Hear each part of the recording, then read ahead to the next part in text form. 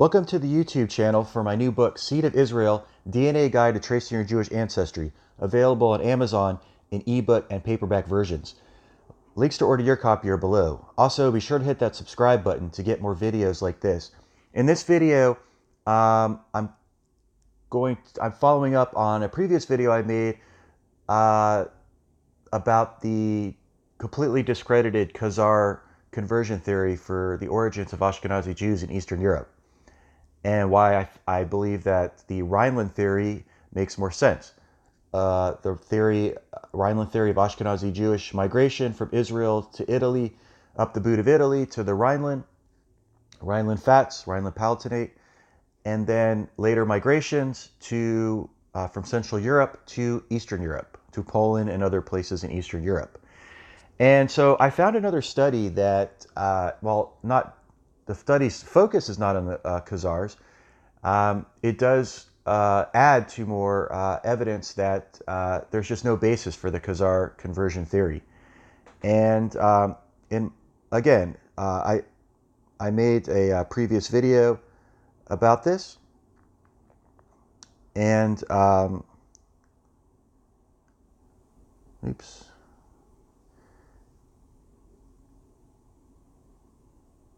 let's just see. Yeah, here's my video, my YouTube channel, and there's my video that I made about it. So I recommend, I'll leave a link below to that video titled Debunking the Khazar Origins Theory for Ashkenazi Jews. And in that video, I cite a 2013 study authored by Doron Behar, titled No Evidence from Genome-Wide Data of a Khazar Origin for the Ashkenazi Jews. And the conclusion of that study was that I'll quote, the analysis of Ashkenazi Jews, together with a large sample from the region of the Khazar Khaganate, corroborates the earlier results that Ashkenazi Jews derived their ancestry primarily from populations of the Middle East and Europe, that they possess considerable shared ancestry with other Jewish populations, and that there's no indication of a significant genetic contribution either from within or from north of the Caucasus region. And so that's Doron Behar's study. So this study, again, it's titled Substructured Population Growth in the Ashkenazi Jews Inferred with Approximate Bayesian Computation. And it was published in March 2019 in the journal Molecular Biology and Evolution. And it's authored by Ariel L. Gladstein and Michael F. Hammer. And so they found that the rapid population growth of Ashkenazi Jews in Eastern Europe was, quote, feasible without mass immigration or large-scale conversions to Judaism, unquote. The Ashkenazi Jewish population increase in Eastern Europe followed eastward migrations from Central Europe between the 11th and 16th centuries. And here's just a map showing some of those migrations. These are main waves of migration, and you can see the years. There's the migrations from Germany, from Austria eastward, from Hungary eastward. And so I think there were some other migrations from like the Black Sea region, but and I could talk about that in another video. But as you can see, a lot of the migrations eastward, the 11th to 16th centuries, eastward from Central Europe, Germany, Austria, Hungary. So basically,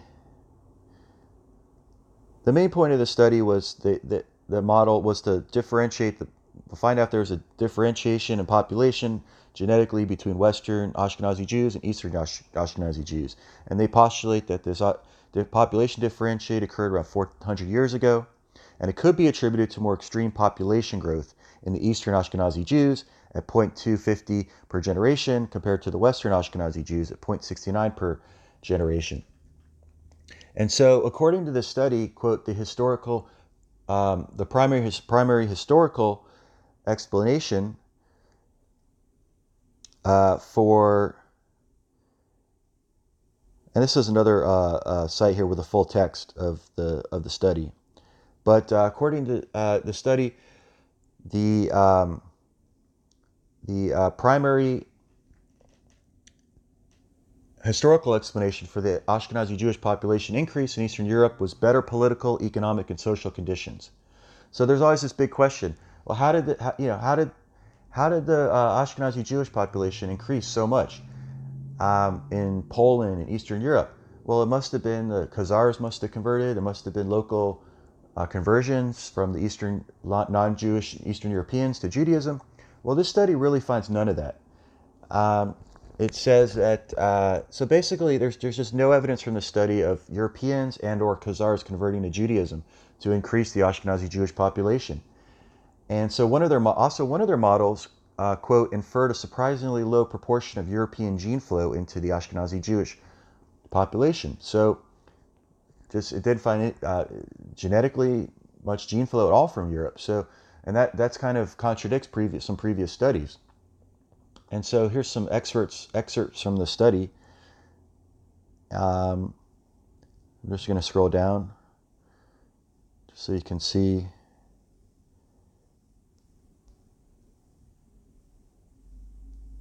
the full text of the study. And interesting discussion there. It does talk about that there was possibly were some Sephardic gene flow, possibly from the Balkans, into the Ashkenazi population in Eastern Europe, but it doesn't really it discounts that as far as their analysis.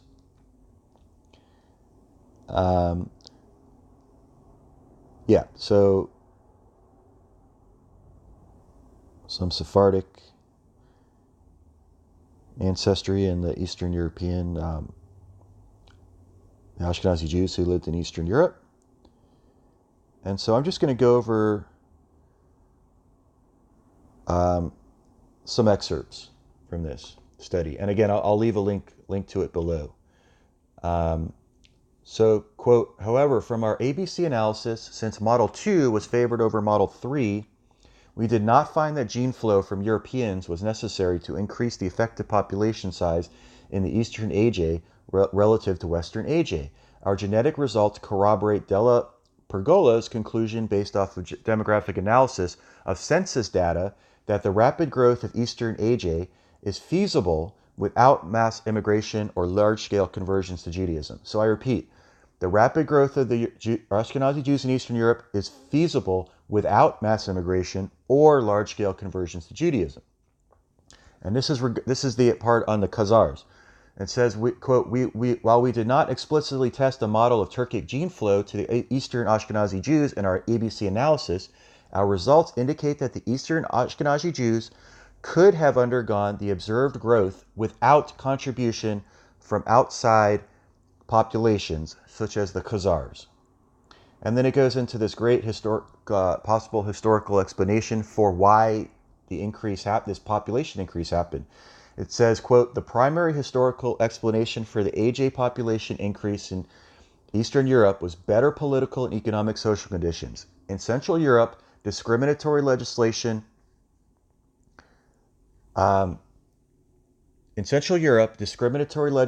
of the late Middle Ages and early modern period meant that very few Jews lived there.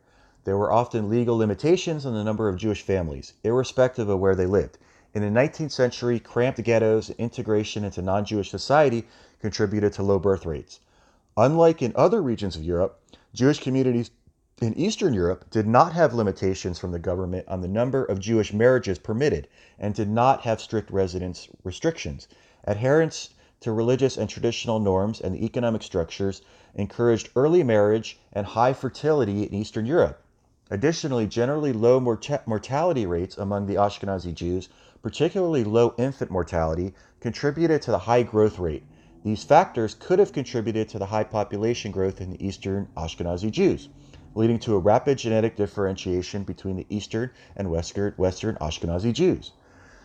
And so, there you go. Perfectly rational explanation for this demographic boom, this population growth in Eastern Europe amongst the Ashkenazi Jews. And so it likely happened internally. And so, and then, and then here's the interesting part. So it says, in particular for Model 2, we inferred a surprisingly low proportion of European gene flow into the Ashkenazi Jews.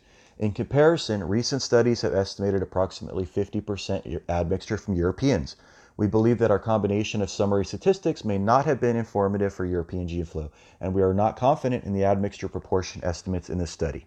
So they don't have much confidence in it, but it did find, one of their models did find that there was a surprisingly low proportion of European gene flow into the Ashkenazi Jews. So thank you for watching.